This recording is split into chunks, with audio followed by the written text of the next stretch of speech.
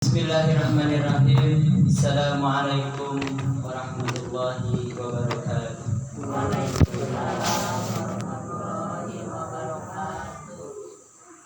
Alhamdulillah wa syukurillah wa ala alihi wa ashabihi wa mawala wa la hawla wa la quwwata illa billah. Qala ta'ala syahru ramadhan alladhi unzila fihi al-Qur'an hudan lin-nasi wa bayyinatin minal huda wal furqan. Wa qala Rasulullah sallallahu alaihi wasallam khairukum man ta'allama al-Qur'an wa 'allamahu. Wa qala aidan kun 'aliman aw muta'alliman aw mustami'an aw muhibban wa la takun khamisan. Bapak-bapak, ibu-ibu, jamaah salat Isya Masjid Al-Hikmah rahimakumullah. Alhamdulillah, adik-adik sekalian, anak-anakku, pada malam hari ini bisa berkumpul di rumah Allah, bisa melaksanakan salah satu kewajiban dari Allah, yaitu salat Isya berjamaah.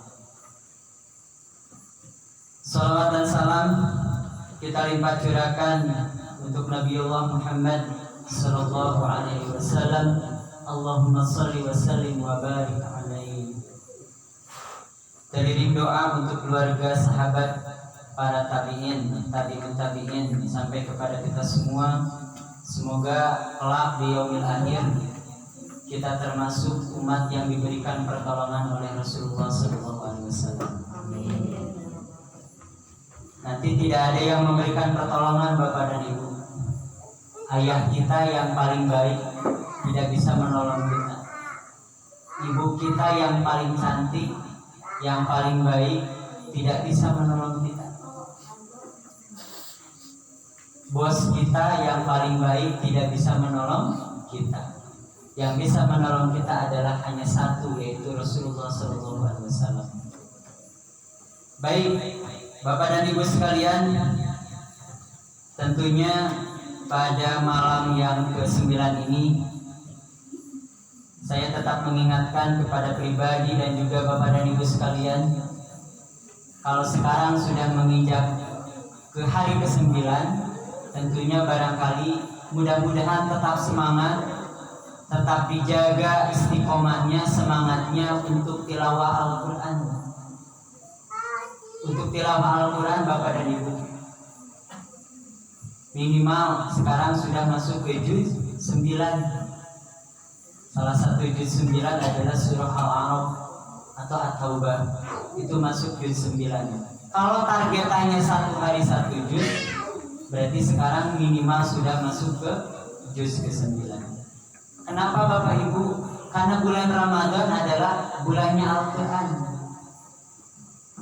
Ulangi, bulan Ramadan Bapak dan Ibu, anak-anakku sekalian, bulan saatnya kita berinteraksi dengan Al-Quran.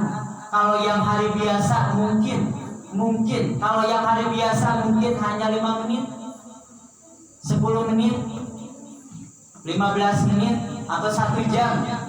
Tapi kalau di bulan Ramadan, tambahin Bapak dan Ibu, tambahin sedikit. Yang minimal 2 jam. 2 jam teh Bapak dan Ibu bisa 2 juz loh, Pak. Bisa 2 juz. Yang cepat bacanya, yang bagus bacanya bisa 2 juz. Makanya Bu, punten Pak, pernah mendengar ada orang yang baca Al-Quran 1 hari bisa 30 juz? Karena memang lancar Bapak dan Ibu. Kumaha we baca surah Al-Fatihah.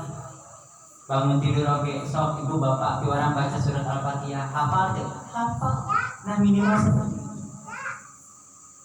Bapak dan Ibu yang dirahmati oleh Allah, Bu, Pak, di bumi pangitan gaduh Android nya banyak, gaduh HP lah cek bahasa. Betul tak Bu? Hampir semua orang Bapak dan Ibu sekarang memiliki yang namanya HP Android. Kangen naon Bu? Kangen komunikasi. Dengan siapa komunikasinya? Dengan orang lain. Barangkali sareng bapakna, ibu sareng barangkalina. kepala sekolah sareng guruna, murid sareng guruna, majikan sareng bawahanana. Komunikasi. Pertanyaannya Bapak dan Ibu, komunikasi kita dengan Allah lewat apa? Ya dengan Al-Quran. Ulangi Bapak dan Ibu, komunikasi kita dengan Allah itu adalah dengan Al-Quran. Komunikasi kita dengan orang lain, dengan tetangga kita, dengan anak kita, dengan HP, dengan Android. HP nanti halus kenapa?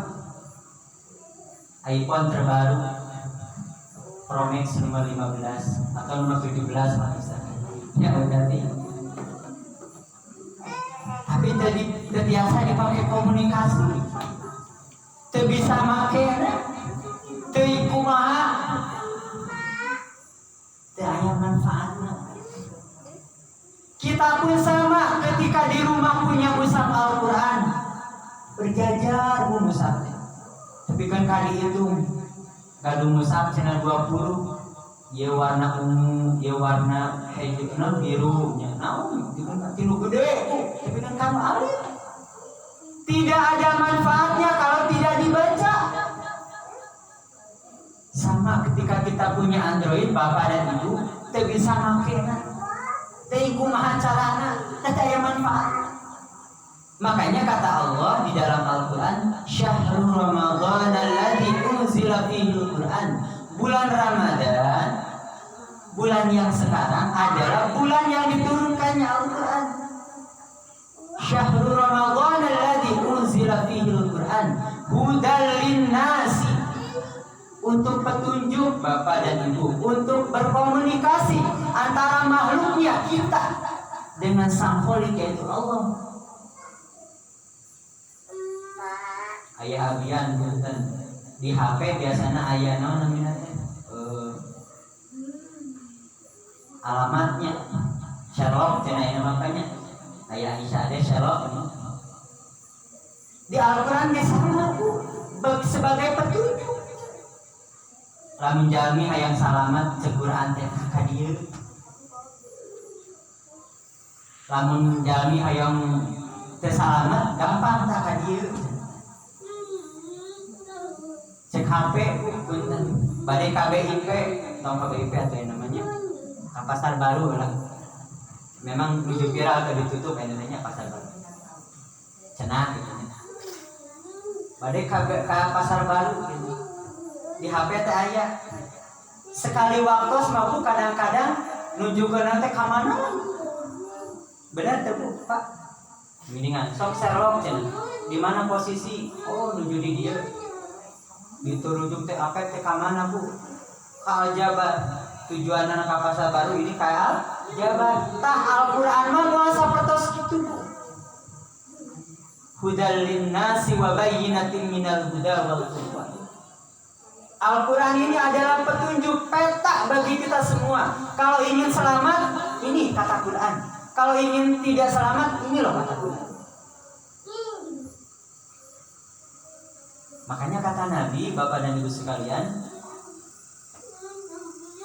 khairukum man ta'allama al-Qur'an wa 'allamahu.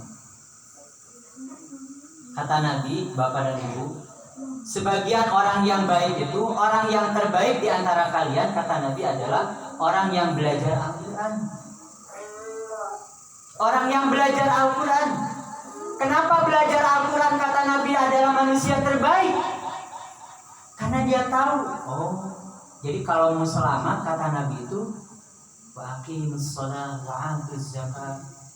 Tapi kalau tidak mau selamat, sudah diberikan contohnya sama Allah lewat Al-Qur'an. Nah, seperti Fir'aun, Qarun, Haman, Namrud, Abu Lahab, ada di Al-Qur'an Bu? Ada, dan itu nyata, bukan bohong. Innallaha la yuhibbul mu'min. Allah tidak pernah mengingkari janjinya. Kalau kata Allah Abu Lahab celaka sampai sekarang. Kata Allah Nabi Muhammad selamat, orang yang soleh selamat akan selamat. Di mana itu semua didapatnya? Di Al-Qur'an. Makanya harus bisa baca. Kata Nabi, khairukum man ta'allamal Qur'ana wa 'allamahu. Orang yang terbaik di antara kalian adalah orang yang belajar Al-Quran. So bapak ibu marurang kali aya nu teu acan tiasa Quran, cina bisa baca Quran. Kenapa? Karena itu modal untuk selamat, baik di dunia ataupun di akhirat. Gak ada dalam ceritanya bapak itu anu pintar maca Quran. Punten ya Pak, sangsara di dunianya belum pernah saya dengar. Belum.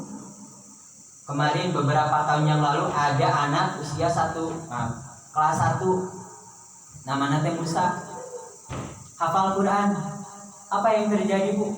Bisa menghajikan orang tuanya. Dianya haji, orang tuanya haji. Dianya mulia, orang tuanya mulia. Belum pernah Bu ada orang yang bisa baca Quran, hafal Al-Quran, baik dan benar bacaan Al-Qurannya, sengsara di dunia, gak ada. Justru Allah angkat derajatnya, justru Allah muliakan dia. Punten Bapak dan Ibu, sering ngadamu imam Masjidil Haram. Kan upami hoyong jadi imam Masjidil Haram Bapak dan Ibu. Kualifikasi nanti wah panjang bisa. Tidak boleh orang sembarangan. Ayat itu kualifikasinya anu jadi imam Masjidil Haram punten jago bahasa Inggris. Itu Pak. Tapi yang apa? Yang hafal Al-Quran, yang baik baca Al-Qurannya, yang betul baca Al-Qurannya. Imam As-Sudais sampai sekarang dimuliakan oleh Allah. Didengarkan bacaannya oleh kita sampai ke penjuru Indonesia. Maka kata Nabi, khairukum man ta'allamal Qur'ana wa 'allamahu. Nah, kalau sudah belajar Al-Qur'an dengan baik dan benar, ajarkan ke orang lain. Ajarkan ke anak kita, ajarkan ke tetangga kita. Upami ayah, upami caroge, ajarkan Pak kasaha ka istri. Upami istri ajarkan kasaha Bu ka caroge. Dan teu aya ceritana Bu caroge belajar ka istri hina gak ada. Justru tambah mulia.